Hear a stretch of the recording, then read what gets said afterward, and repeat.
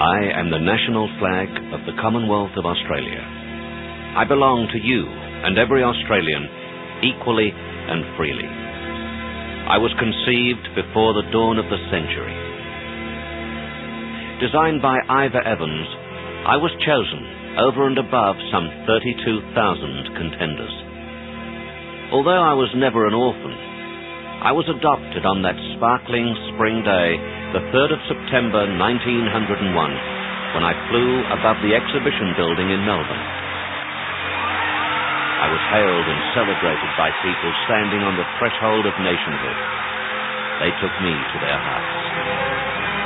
In that official ceremony, in the presence of our first Prime Minister, I became the chief symbol of a new nation, embracing the ideals of self-determination, national sovereignty, and personal freedom under God.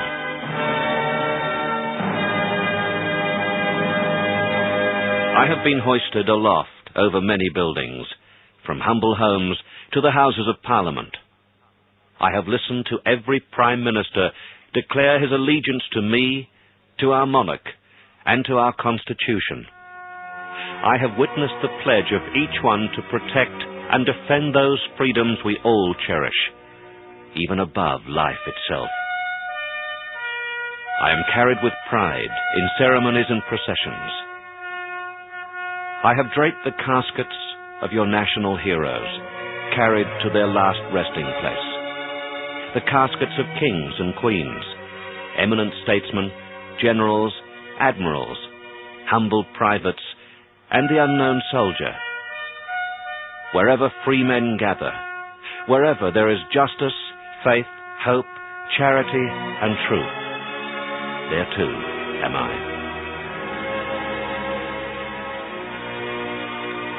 At the tender age of 14 years, I received my baptism of fire in World War I. I flew proudly in those early days as we heard the call to do battle alongside those of our own kin. I was carried up the steep hills of Gallipoli, and I was there with the men in the trenches. I watched Simpson bring out the wounded on his doughy little donkey. I breathed the dust of the deserts and rode in glory with the Light Horse Brigade. I saw our finest sons fall and lie still. In death, they had given their last full measure of devotion.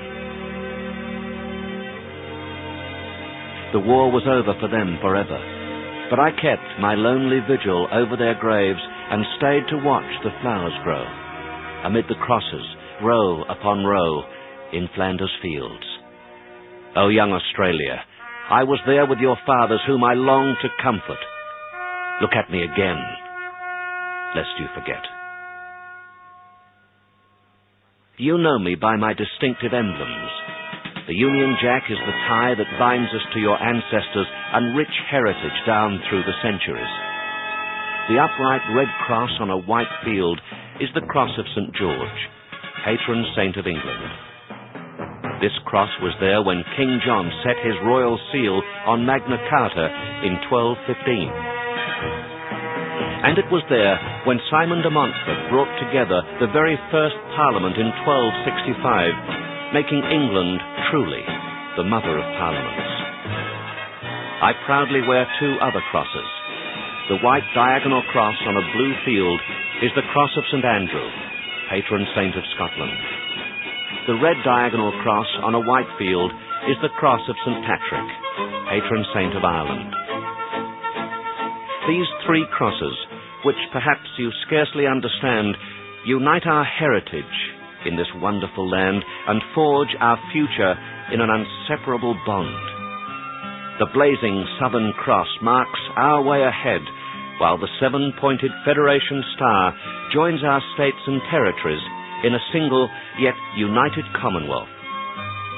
All this set in a field of blue, the blue of our southern skies and of the endless ocean washing our golden sandy beaches and coral shores. We are the heirs to a culture rich and diverse.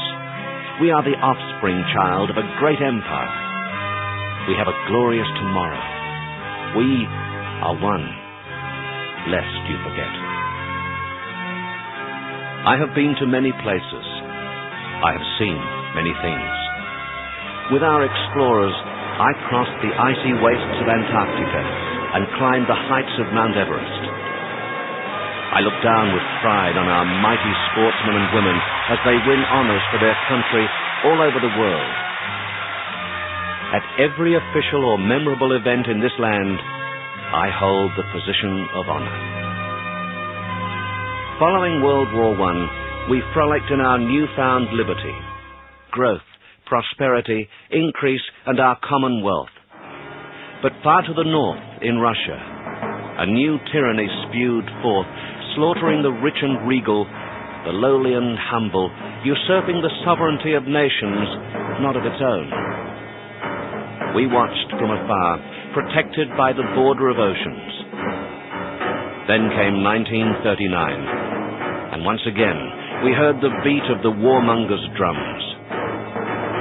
Again my heart went out to our brave soldiers, sailors and airmen. I was there with them, in the Middle East, in New Guinea, Malaya, Borneo, and many other places. I was trodden in the mud, red with the blood of those brave young Australians so ruthlessly murdered in prisoner of war camps, lest you forget. Finally, in 45, peace at last, so we thought. With just a few short years' rest, I was again carried into battle, caught up in further hostilities by those promoting war. I watched and praised the endurance and spirit of our volunteers in Korea. I too felt the sufferings of our brave sons and daughters in the forces in Vietnam, lest you forget. I am well known and remembered in many places. I am flown every day in the school at Villers-Bretonneux in France, where grateful children and teachers do not forget their debt to Australian soldiers. I am many things to many people. To some, I am yesterday, today, and tomorrow, an inseparable link in the chain that binds men to God and country. And because I am on the side of God through our great heritage, there are the godless who seek to destroy me and replace those 3 Christian crosses with plants or animals. But they dare not. Why? Because today I am everywhere, in the homes of the humble and the mansions of millionaires. I am in the cities, the suburbs, and in country towns. From coast to coast, right across this great nation, I am raised with pride and dignity. Oh, my people, you have given so much to be Australian, and I am proud that we are one, bonded through trial and triumph. Look at me, and remember our heritage, and realize our great future. Together we will grow, and all the world will know. You must never allow those who seek to reduce diversity into dust, to grind our treasures into a melting pot. And as you consider the future of your own true identity, remember, I was there in your every hour of loss, your every moment of glory. So too, I will be there in all your tomorrows. Though proud, loyal, and glorious through all my short history, there is one thing for which I need you most of all. I cannot fasten myself to the flagstaff, lest you forget.